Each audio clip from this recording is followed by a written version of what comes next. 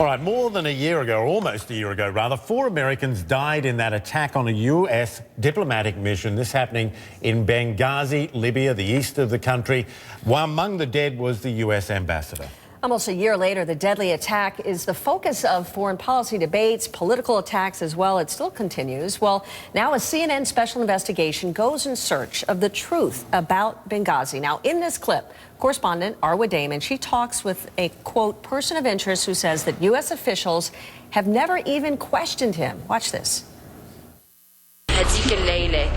That night, how did you get the news? When did you arrive, and what did you see?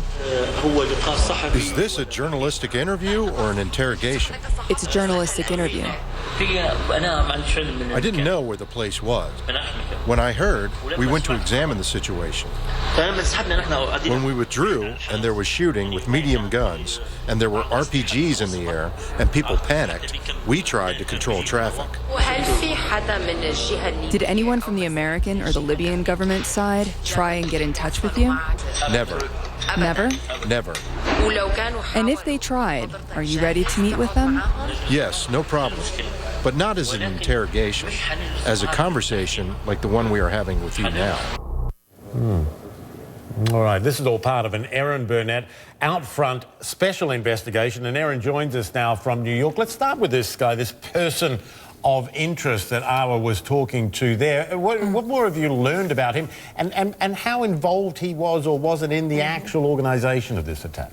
Well, you know, this hits on one of the most incredible things. You heard him talking to Arwa there, who had a chance to speak with him in Benghazi in May, and he said, look, I was directing traffic. I'll talk to the authorities if they want to in a journalistic, conversational way. But obviously, of course, as we've reported, they had not yet spoken to him. But, you know, there's only been one person that the U.S. has publicly listed as a person that they thought was involved, that they were able to detain, and they only detained that person briefly.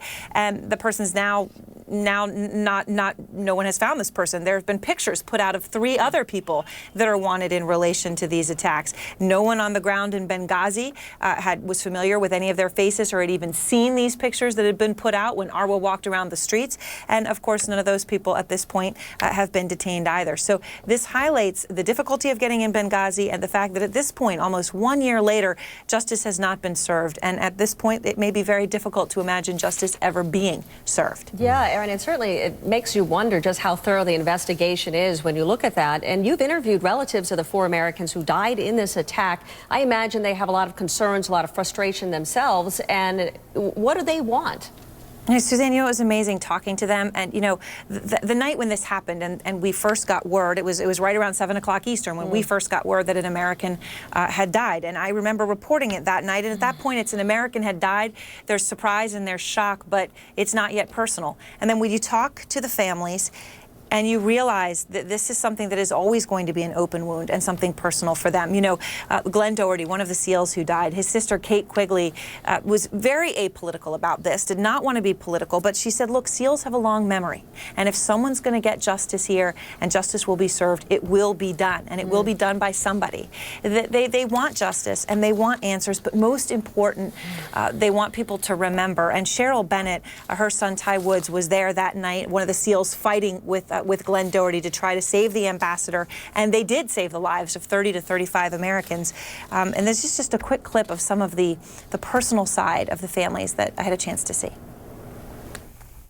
Ty perished doing what he loved to do and doing it well. My son did the right thing at the right time for the right reasons.